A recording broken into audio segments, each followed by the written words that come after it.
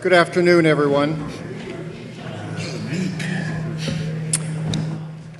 My name is Cullen Murphy. I'm a member of the class of 1974, and I'm delighted to welcome all of you here today for a program about veterans and the Amherst experience. The members of the panel, some of them probably known to you and some of them definitely not, are from the end Professor Frederick Griffiths, Professor of Classics, who has taught at the Summertime Warrior Scholar Project at Amherst, which involves veterans, which you'll be hearing more about.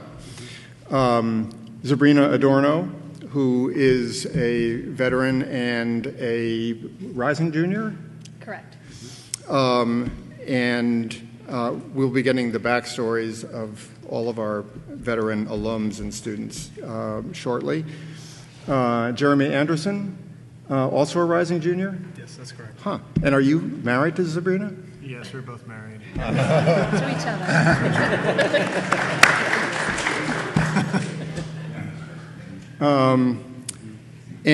David Anasky, who has come to us from Manhattan, where he is at Columbia Law School, proving that there is life after Amherst. And thank you for coming. You graduated in what year? 2 years ago? From Amherst in 2021. 2021. Steve Rogge, a friend of many of us, class of 1974. No, 2021. 2021.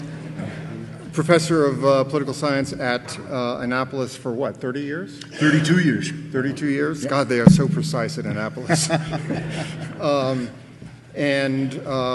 We'll be hearing from Steve about a number of things, including the Warrior Scholar Project, and also a new initiative that Amherst is going to be taking soon.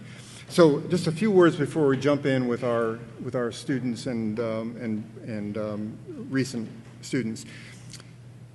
There's no easy, fast way to talk about the narrative of military veterans at Amherst, and I'm not going to try to do that. Just a couple of points.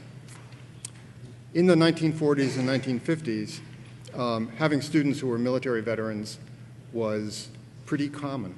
After World War II, there were times when the student body was a third or a half military veterans, and of course that had real implications just for the nature of the student body.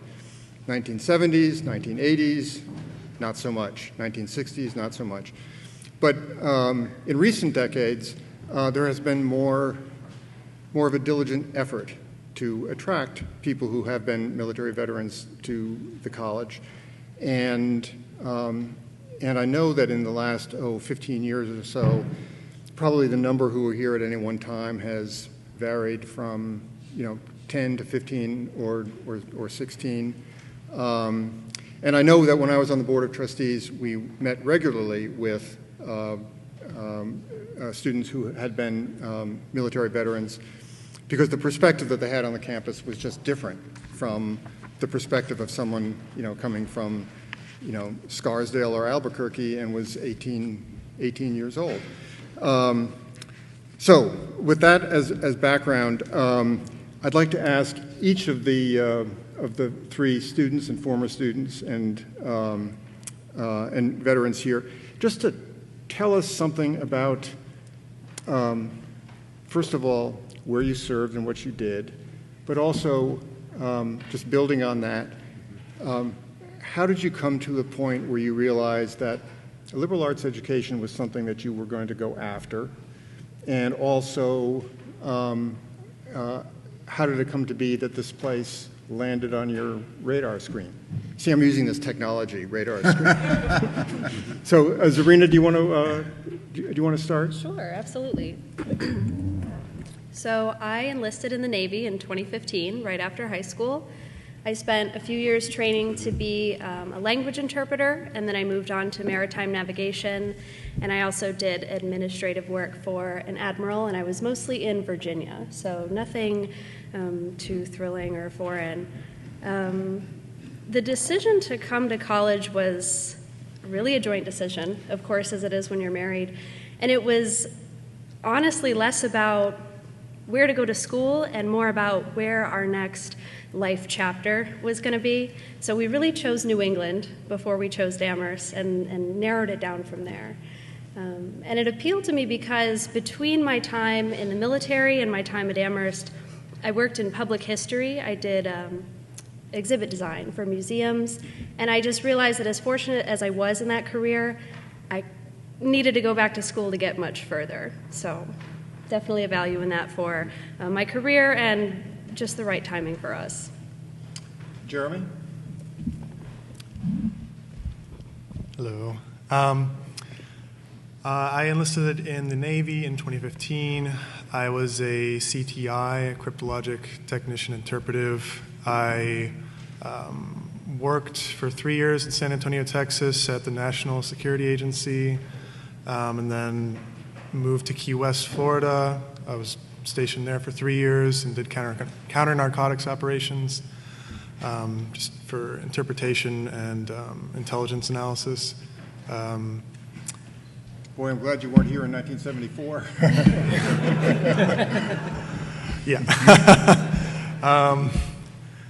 Maybe I shouldn't say that. So a liberal arts education, I don't know. I guess I went to the University of New Mexico, because I'm from Albuquerque, for about a year and a half. Didn't really know what I was doing. It was very impersonal.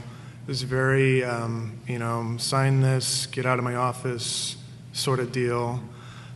So I don't know, I just didn't really feel like I knew what I was doing. And my brother was in the Navy, and I thought he had a good thing going, so I said, well, maybe I should do that.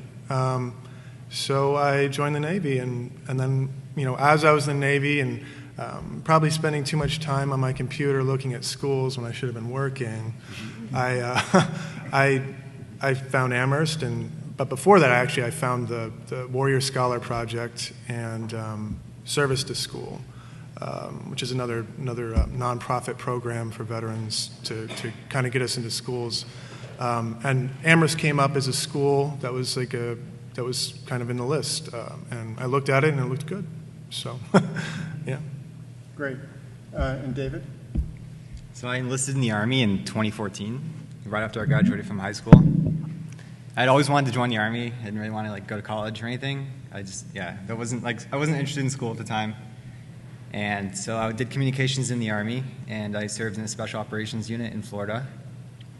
And in 2016, when I was deployed to Iraq, I decided that I wanted to go to law school. And so I started that process when I left active duty in 2017, I went to Hillsborough Community College. And I didn't really know anything about school.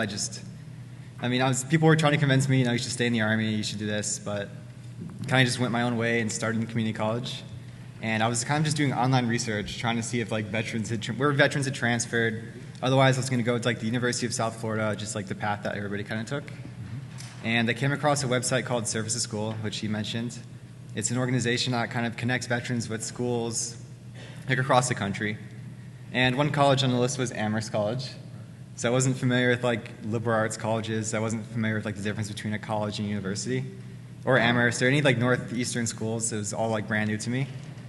And Amherst College at the time, I don't know if they still have it. It's a program called Service Member Travel Grant.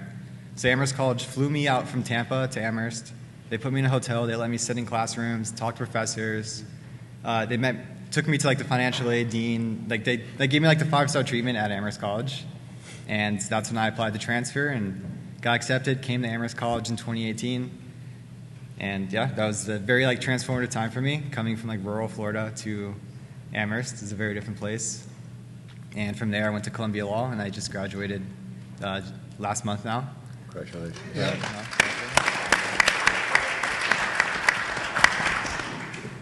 And I think I hit all the points. I think you did, and I'm going to ask you to pause on one thing, just because the subject has come up twice, and maybe we should, David, you'd be good to explain this, just what the Warrior Scholar Project is. But then I want to move into the experience of coming to Amherst. And we have the chair of the Warrior Scholar Project who is here, Mark London, and we may come back to you in a bit.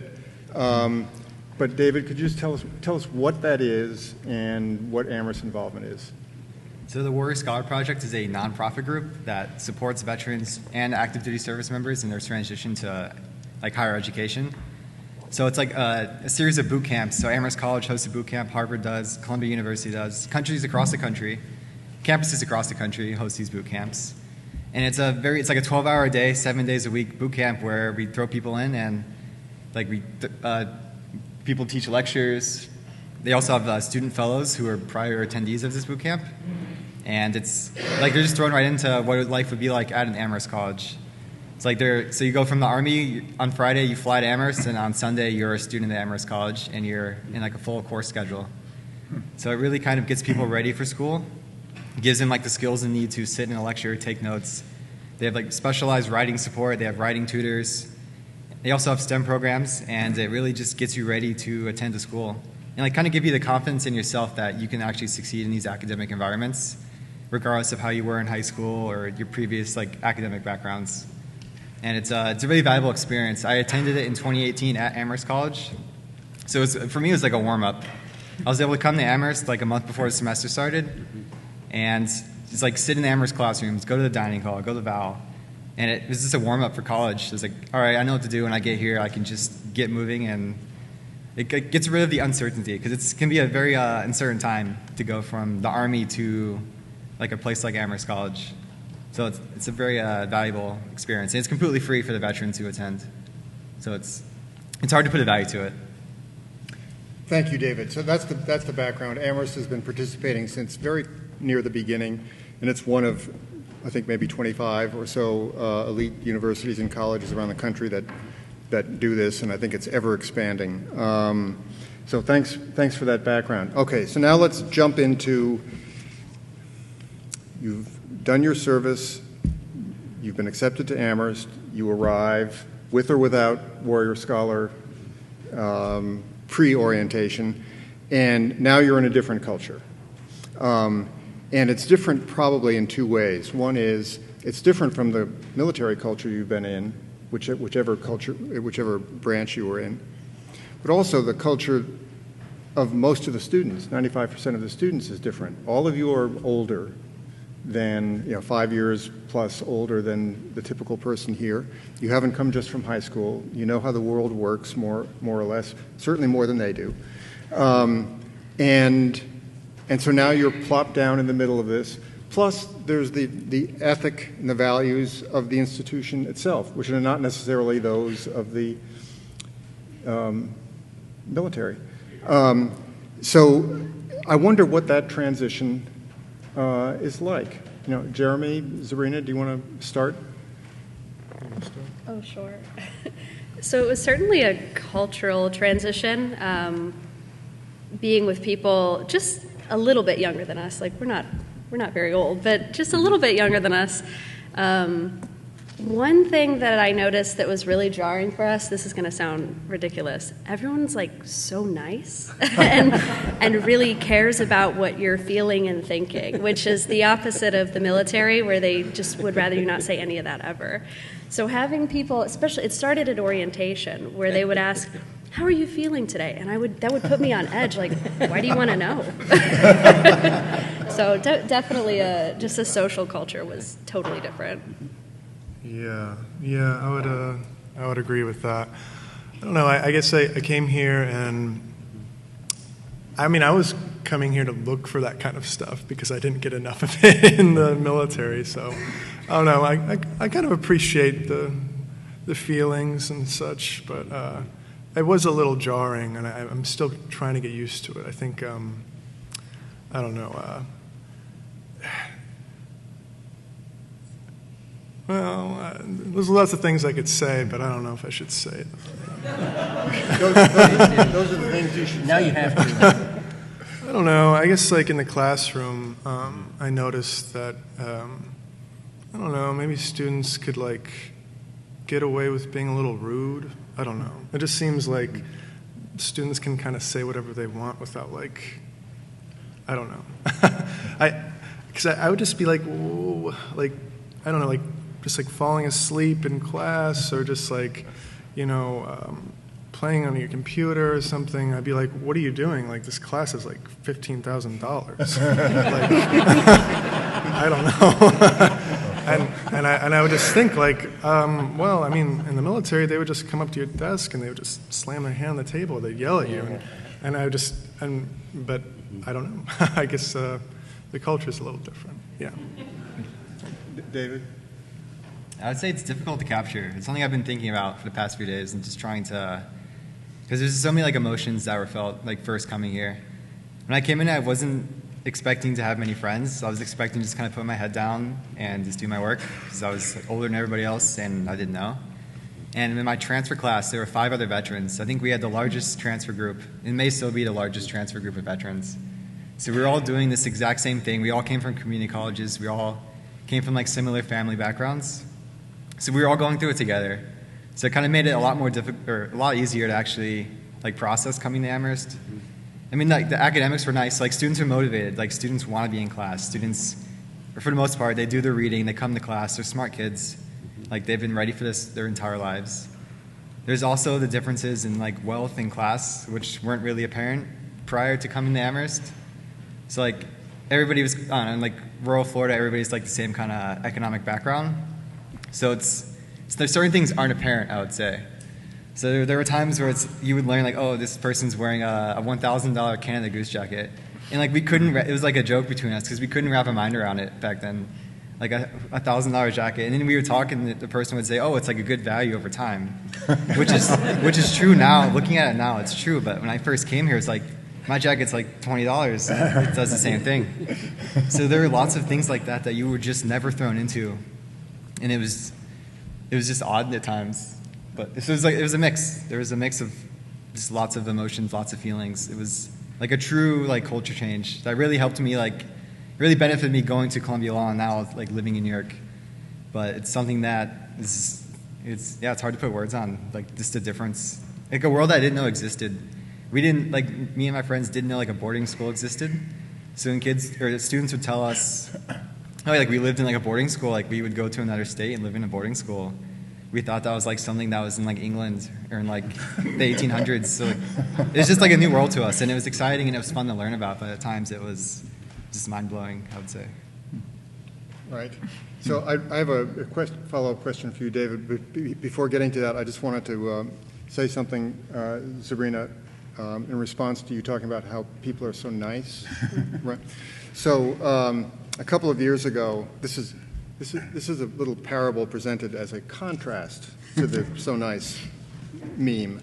So a couple of years ago at the Warrior Scholar Project, Defense Secretary James Mattis came and spoke to, it might have been it was after you, and spoke to the students who were in the Amherst program. And the thing I remember about it most is that people had, they liked the opportunity to talk to the Secretary of Defense, and they had occasional gripes, complaints about this and that. And probably 20 times his response to them was, "Suck it up." And I just don't see those words even in Latin anywhere. So, David, the question I wanted to follow up with, you were talking about noticing wealth in class. And I remember when we spoke on the phone, you made this same observation. And one thing I wonder about is, so this is something that you're noticing about other people on campus. Of course, we know if you look at the statistics that lots of people are not wealthy, or what some people would call upper class. But I wonder, though, what is your perception of how other people on campus, how alert are they to the same kind of issues that you were putting your finger on? I'm sure the answer is it's not only your group, but are you aware of others just taking this into account or being sensitive to the differences? I think it depends. So like I was within like the low income, like first generation student. There's a bubble sort of thing where like transfer students, low income students, it was probably a few hundred of us, and So there's that group, and there are professors who were like aware of that and would like talk to us after class about certain things. And there were also like there's plenty of students who were just the average student at Amherst who were from like a specific background, and they were like, I wouldn't say there's like a class war or there's like some type of like divide against students. It was more of things that were never thought about until like you were in this type of environment. So I think there were some students who like just weren't aware, but through their time at Amherst, they became aware because they were also exposed to other like social classes and like levels of wealth. So like someone who came in, whatever range they were in, by the time graduation came, they were like exposed to people from across society, across the world even. I think there were hundreds of international students as well. So I think anybody who came with a certain viewpoint definitely left more aware of any sort of divides or issues because you couldn't like escape from it, you couldn't hide from it because we're all in 20-person classes, we were all together, we were all in the dining hall. So I think it kind of made everybody a little bit more aware of certain issues by graduation happened. Okay, thank you, David. So I've got one more question for Jeremy and Zabrina, and then I want to move to Professor Griffiths. Not to put you on the spot, although I think we did talk about this a little bit on the phone, but if you could press a button and change one thing about this college, what would it be? You want to go first?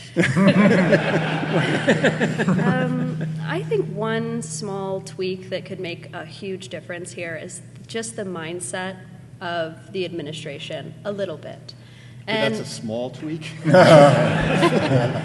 Just in the way that they respond to some things. So an example would be when we were coming here, we often would hit just small barriers, barrier after barrier, of offices saying things like, well, we don't usually do that for freshmen, or freshmen aren't usually allowed to do that. And well, you know, it always got totally resolved. That immediately signaled to us that their thinking is not maybe ready for some of the problems that we're coming with. And just hearing that office after office after office, and it really wasn't egregious. It was just a small thing that right away signaled to us, here's another process we get to do that other people don't really have to go through because of the mindset. So we'll work on that. Yeah, actually, I would agree with Zabrina. There's just, I mean, the school is built for people who are traditional students, and I understand that. I guess when the school wants to get students that aren't traditional, maybe they should build a framework around that will allow us to, you know, have a normal time here instead of having to, I guess, go through several more processes than we should. I would say, yeah. Did you want to add anything, David, or bow out of this one? I think it's the same issue with administration. I think especially with housing, like there's a married couple during my time as well, and they ran into housing issues for getting like a room together, like a double room together, and there are lots of like simple issues that you could easily just resolve, but because there's a structure in place that they couldn't go around. So like, yeah, a lot of administrative functions, I think. So, Rick, we've spoken briefly about the Warrior Scholar Project, and Rick Griffiths has been, I think you've taught there from nearly the very beginning. Yeah, I think maybe 8 years or so. And, you know, Rick, as I mentioned, is a professor of classics, and I'd love to hear from you just about what your experience is, and then I'd like you to actually do something for us that you do for the program. But why don't you start by telling us what your what it was like to, you know, the first time and then afterwards to become involved with these classes. Okay, it's so I get in the middle of the week, and they're already pretty well stirred up. It really is boot camp. It's 12 hours a day, and by the time I see them on Wednesday, they've read de Tocqueville. Who else have they read? You know, but they've done American State Papers. They've done a lot, and they've started writing. And so by the time I see them at 10 o'clock, they've been in class since 8:45. The student assistants go along. So they hit the ground running, and they have done the reading. And it's the most energizing teaching I do, I think, hour per hour. So they get me on Wednesday.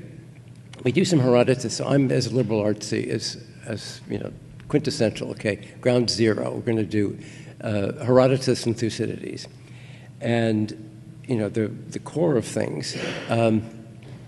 And so we get around pretty quickly to Pericles' funeral oration, which is the great statement to affirm Athenian democracy and the open society.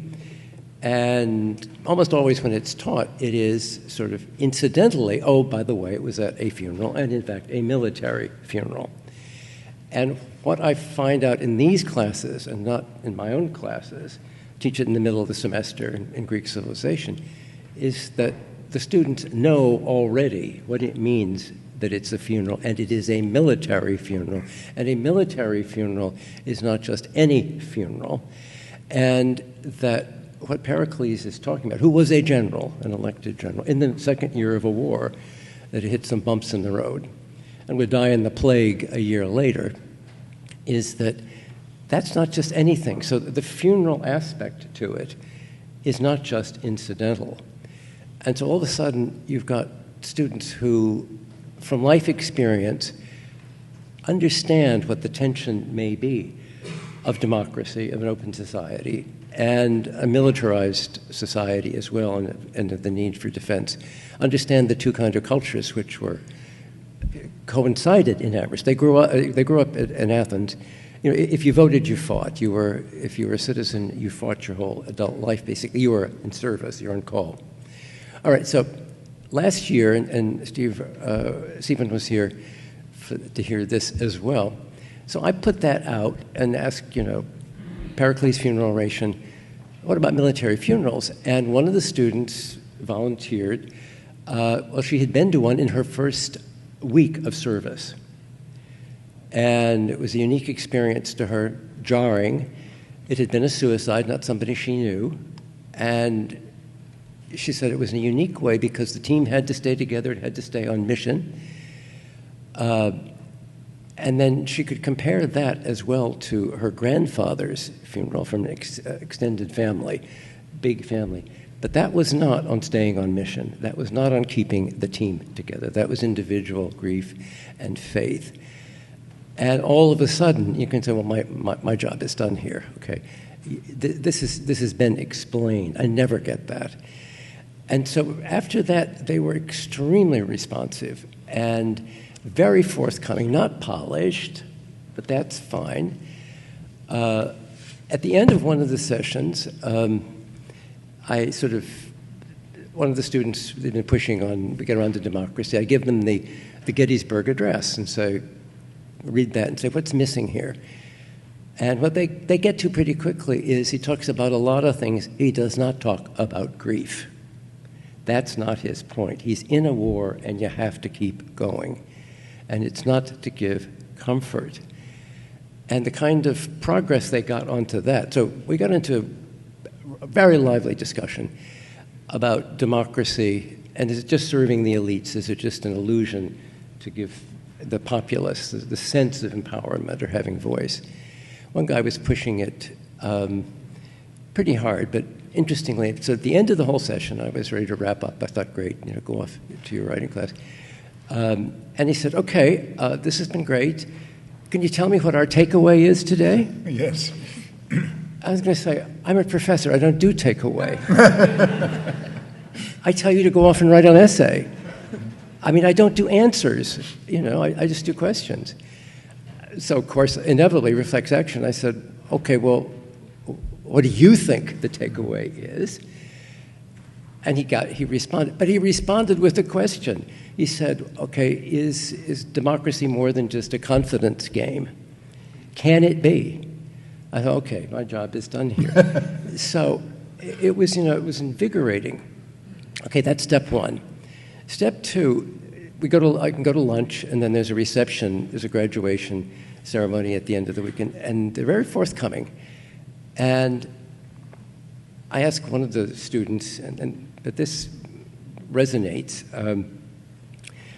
with what the panelists have said. I asked one student, I compliment her. She had answered all the questions. She had written up her text really well. A stirring present. And I said, gee, that you're a formidable reader. And she said, well, you know, I shipped out on nuclear subs for 3 years. And if I don't read the manual right, it can end badly. Okay, so I wish that you'd been reading Wordsworth at Exeter, but, you know, nuclear submed manuals will do. So, you know, formidable characters with all kinds of interesting experience.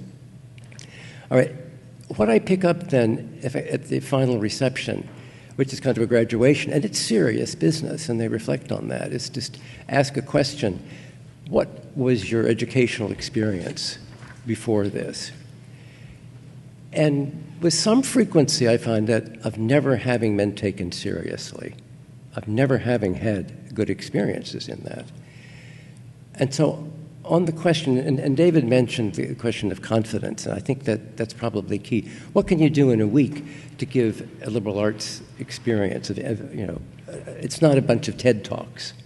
It's actually the experience of being listened to and taken seriously, hearing yourself talk and being taken seriously, and of writing and being well coached, and of being read, and experience yourself performing. And in terms of what would a liberal arts college have to offer to, that it's to unlock those qualities, which specialized larger series programs are not going to have. It's a very moving experience, basically. So again, the most energizing part of my summer, I usually find. Okay. Thank you, Rick. Now, Rick Griffiths was the teacher of and the mentor of the gentleman on my left. And this is probably a good moment to acknowledge a gift that Steve and Alexandra Raghi have made to the college. And let me just read you something about it, because it's, you know, it pertains to what we're talking about here today. So this is the purpose. The Stephen D. 1974 and Alexandra Raghi Fund for Veterans at Amherst, a permanently endowed fund at Amherst College, was established in 2023 by Stephen D. Raghi, 74, and Alexandra Raghi. Income from this fund provides support for Amherst College's participation in the Chamberlain Project, or a project with a similar focus, which offers year-long teaching fellowships for retiring military officers with appropriate academic credentials. If in a given year the college does not host and support a Chamberlain Fellow, or if at some point in the future the college is no longer affiliated with the Chamberlain Project or one with a similar focus, income from the fund will be used to provide financial aid to Amherst students with a demonstrated need as determined by the Dean of Admission and Financial Aid, with a preference for U.S. veterans. The fund is administered by the Provost and Dean of the Faculty and the Office of Financial Aid, and at the risk of making Rick blush, the fund honors Professor Frederick T. Griffiths, his 50 years of teaching and passing you. Exactly. It's the payoff. Yes.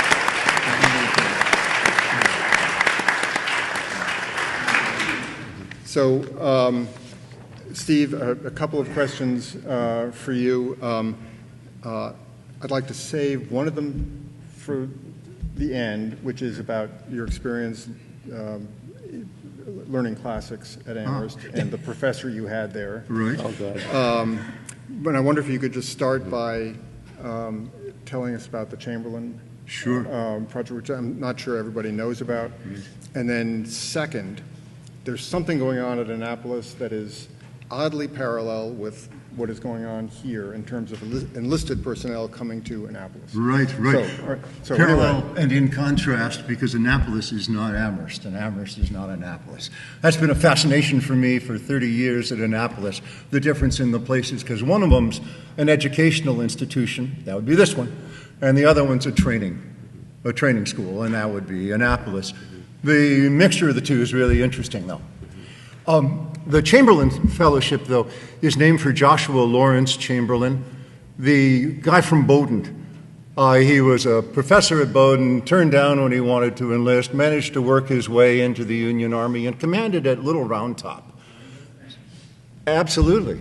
I mean, he kind of wins the war, and Grant thought so. So when Lee surrenders, he has Joshua Lawrence Chamberlain there as the head of the honor guard to honor Lee and see the war end. But Chamberlain is the guy who's perched at the top of Little Round Top as the Alabamians charge up, and he has the good soldierly sense not to let his people defend the top of the ridge, but dig in about 80 yards short of the top of the ridge. So if you want to give and run away, you got to run uphill for 80 yards first. But they turn back waves of the Alabamians, and when they're all out of ammunition, finally, Joshua Lawrence Chamberlain, who's been wounded, says, "Fix bayonets," and they charge, and 3 Alabamian colonels surrender to these guys who have no charges in their rifles. And that's what kept the South from getting guns up on top of Little Round Top, where they could have shot down the length of all of the Union guns that were stopping Pickett's charge a few hours later. So, crucial guy. What he did then was go back and run Bowdoin College and teach every course there, and he sets a model for a military person who becomes great academic professional. I teach with great academic professionals, guys who've served, chair of my department now, commanded 3 ships, but he also went to George Washington and has got his doctorate, and he's a really leading scholar in civil military relations, and now the Navy's going to make him retire. It would be great if he could come and teach for 2 years as a Chamberlain Fellow at the Naval Academy, at Amherst College, and kind of make that easing from contrasting cultures, and then also be more able to compete with the young people coming out of Stanford with their freshly minted PhD. These are great people at West Point, at Air Force, at the Naval Academy, and in various ROTC programs like at UVA, fantastically qualified people. And they do have their MIT and Stanford and Harvard PhDs. They are very high quality professionals. So I'd love to see Amherst people, students, getting exposed to people like Dave Richardson or Heidi Urban, who did this same fellowship at Howard University and is just probably the leading name in civil military relations now. So that's what that project is about. I wanted to say that the Naval Academy tries very hard to bring in people like these people. I don't mean not people straight out of high school where most of the midshipmen come from, but in the group that graduated last week, 1,070, 79 were people who were prior enlisted. And I try really hard to bring them into my foreign policy classes. I conspire with the registrar. Alexandra knows I just send names of people to ask if you could put them into my foreign policy class. It's just 16 people, and if I can have 3 people who have served before, it changes the class fundamentally. But one of the things that they bring to the academy as a whole is a serious maturity. Remember, we're trying to take people straight out of high schools and turn them into officers in 4 years. And they have a plebe summer program, but that's not much compared to the boot camp that David went through. And so these guys who have just had a couple years at the Naval Academy actually are in charge of the summer training program, running the program for the newly inducted plebes who've just come in, had their heads shaved, their clothes taken away, put in what they call the duckworks, the white works that the sailors wear. These guys bring a maturity because if you're a junior and you're trying to figure out how to give a really tough time and really lead somebody and train them hard, and that person's had 2 tours in Iraq as a Marine scout sniper, it's a real interesting problem in leadership. How are you going to impress this guy? How are you going to make him want to follow you? And so it just ups the game of everybody. Another thing that the prior enlisted do is they don't have much patience for nonsense. Drop and give me 20 kind of leadership. That doesn't happen anymore at the Naval Academy except in very weak leaders who get rooted out. There was a guy, prior enlisted, who had been a track star at the academy, and when he came back as a lieutenant, then he changed into his workout gear and went to see his old track coach, just kind of, good times, I'm back, I'd love to work with the program. And he was 6 years out, I guess, 5 years out of the Naval Academy and still in pretty good shape. But one of the firsties or seniors said, LT, for lieutenant, LT, anytime, any distance. Yeah, exactly. And so Justin said, Coach, can you spare Mr. Taylor for a couple hours? And he said, go out gate 8, take a right, go up the Baltimore-Annapolis Trail. There's a trail that used to be a railway line up around the airport. And Justin ostentatiously stood around and talked for 5, 6, 7 minutes and then went out running after him. And it took him about 11 miles to run the guy down. But then he said, okay, this was the distance and this was the time. Let's walk together for a little while and then we can run back. So you had to be ready to pretty much run a marathon and do it on the spot. And don't try this, run 5 laps and come back kind of nonsense. So the prior enlisted are very healthy for that.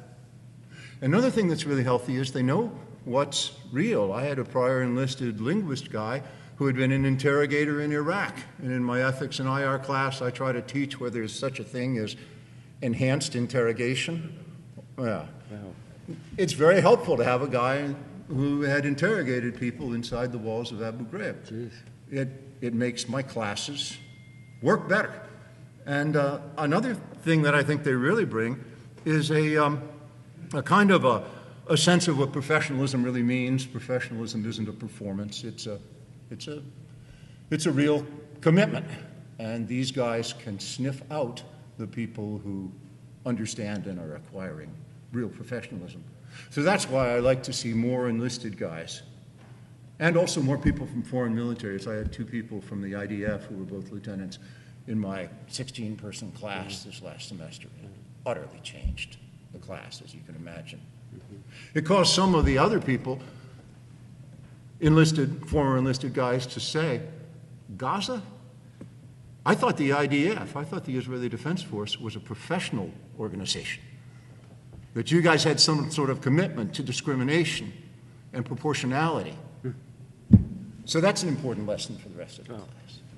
That's why I really think it's important to get more people like these people at Annapolis. And by the way, now instead of just 36 company officers who'd be lieutenants or lieutenant commanders who run the 36 companies of 120 midshipmen or so, now every company has a senior enlisted person, a guy who's been in the military a lot of times for 20, 25 years, living in the company and providing that kind of seriousness. So it's one of the things, in my 32 years at the Naval Academy, I've seen the place just get much better. And I root an awful lot of those changes back to enlisted people. Wow. So to bring the conversation full circle, can we come back to the professor at the far end of the table? Rick, I don't think you and I ever had a class together. No. I heard your thesis defense, though. Yes, I know you were. Yeah, Steve and I did our thesis defense together, and but even though Rick is here, tell us what it was about Rick as a teacher and his subject and the way he taught that that had such an effect on you. Sure, absolutely. Cullen produced a great poster that I still have. And it's in the class book if you thumb through that. And in it I describe how stupidly I had procrastinated on my thesis. I mean, this was really a terrible mess, and I was writing on the fascinating subject of Roman funerary inscriptions. So it was going to be a lively presentation anyway. But Cullen organized with Dr. Griffiths and Dr. Marshall and Dr. Chayette, we did a presentation in the Octagon, and I had procrastinated on everything, including the presentation, until about the midnight before it was due.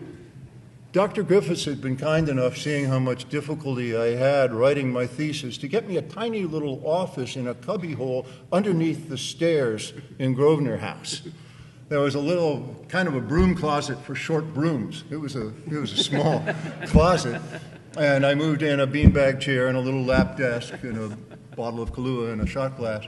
And so I just would right through the night and sip Kahlua all the time, so that by the time I was just dead at 5 a.m., I could go back to the social dorms and sleep right through until noon. But this had run out because I'd finally got my thesis in, and I had to produce a presentation for the next day, and Dr. Griffiths, showing the same regard he'd shown me for 4 years, stopped by that evening. He knew I would be there, probably knew I'd be there till 5 a.m., and he just kind of talked to me about my presentation. And he explained, no, shorter's better. All you want to do, name your question, name your sources, name your method, name your findings, call it quits.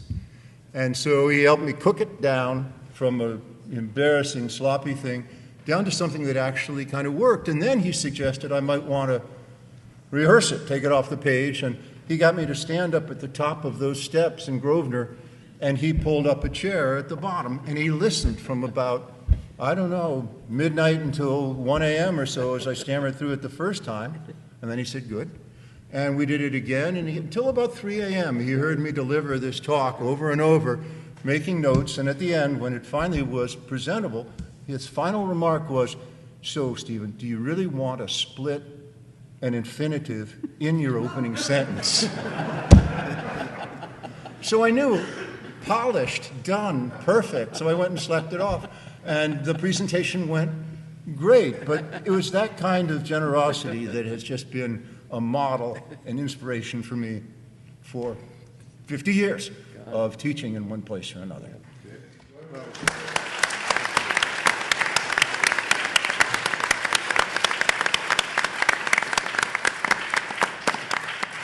That's why I burned out 40 years ago. Thank you, Steve. Thank you, Stephen. And this would be a good time if people have, I mean, we've been ranging over a lot of real estate in this conversation, but there may well be questions, and this would be a great time for them. So first, John, and I've got you. I understand that at the time of these class of 49ers and my dad, the reason Amherst had a lot of veterans is they were Amherst students first, and then they were, right. Then they found themselves in the military. I'm curious, and part of my ignorance is that how and why and when this new focus developed within the college, and what's the, I have no problem with it. It sounds like a great idea, but I'm curious as to how it got started. I don't happen to know the answer, and Rick, do you happen to know? And Mark would know. No, Yeah. I don't. It's been going on a good 20 years. Katie, do you have? Mark, do you happen to, as Rick notes, it's at least 20 years that the... We brought WSP here for the first time in 2015, and prior to that... Do you want to, there's a mic there. Sure. We brought WSP here in 2015 for the first time. We started it in 2012 at Yale and then came here in 2015. But prior to that, I also was a vice chair of an organization that took care of the widows and kids of special operations families. And Tony Marks and I had put together a consortium of NESCAC presidents who agreed that if we could send any of our kids to any of the NESCAC schools, they'd come for free. And that was probably almost 20 years ago. So that was, I think, the beginning of sort of the ethos. And then in 2015, we started, and Rick, you've been a terrific supporter, and Cassie Sanchez is with me here. Cassie ran the writing program at Amherst for many years, and then she said to us one day, well, how about if I came over to WSP and I can help create the writing programs at the other 22 campuses you're at? And so Cassie's on our team right now. So that, I think, is the origin of it. Great. Yeah, that feels right to me, because I know it goes back to Tony Marks. Because I remember speaking with Tony Marks after he had had a session in his office for some reason with veterans who were already on campus. So it's definitely on his mind around then. Chuck, you had a question?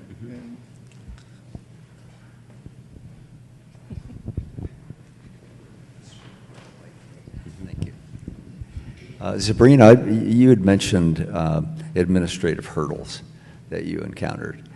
Can you be more specific? Give us a couple of examples of what they were. Sure. And be candid, please. Before I do that, I think it's important to remember that they always got solved. So these offices, they will work with us. It's just that initial hurdle. David mentioned it a little bit. Housing is a pretty big culprit for non-traditional students. Dining in a little bit of a way.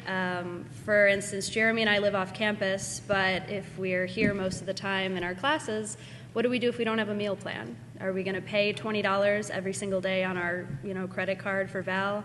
So just that kind of conversation.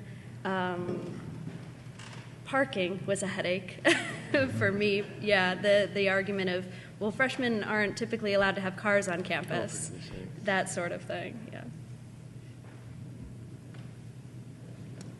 I saw a couple of other hands. Rich?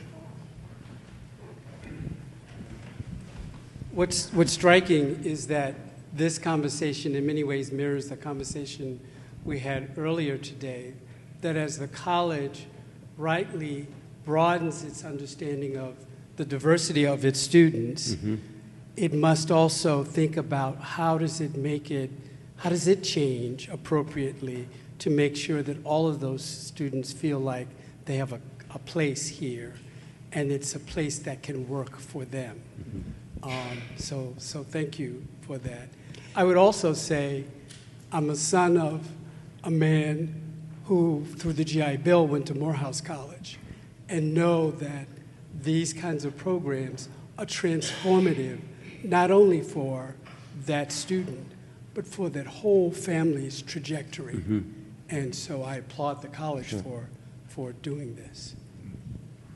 It should be noted, but you guys will know better than I, that the college did provide a space, right, for the veterans in Morrow?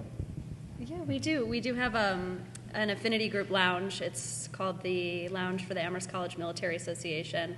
Did they have that when you were here, David? In the basement of Morris Pratt?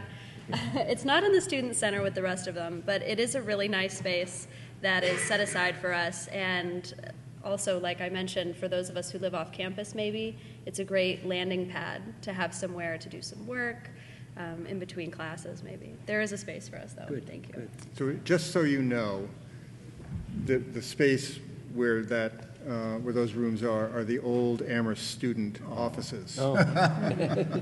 So it is hallowed ground.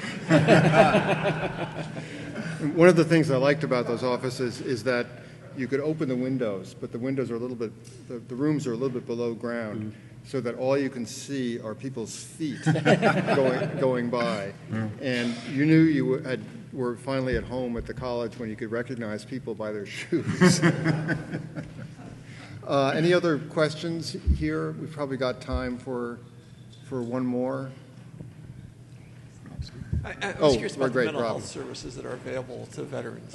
Could you start again? I was curious about the mental health services that are available to veterans on campus. The question has to do with mental health services available on campus for veterans. I don't know the answer except insofar as the mental health services available to anyone on campus are deep at this point. But do you know anything specifically about that? We could mention something about that, sure. Personally, I don't use the services on campus for mental health. I go to the VA out in Leeds. I've had another friend that has tried to use the services here, a veteran friend, and he felt like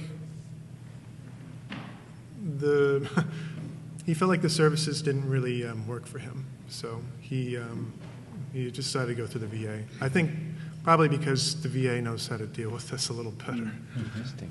Yeah. Great. Well, thanks to everyone up here, Rick, Zabrina, Jeremy, David, Steve, and thanks to all of you for coming in to listen, and hope you continue to enjoy the weekend. Thanks very much.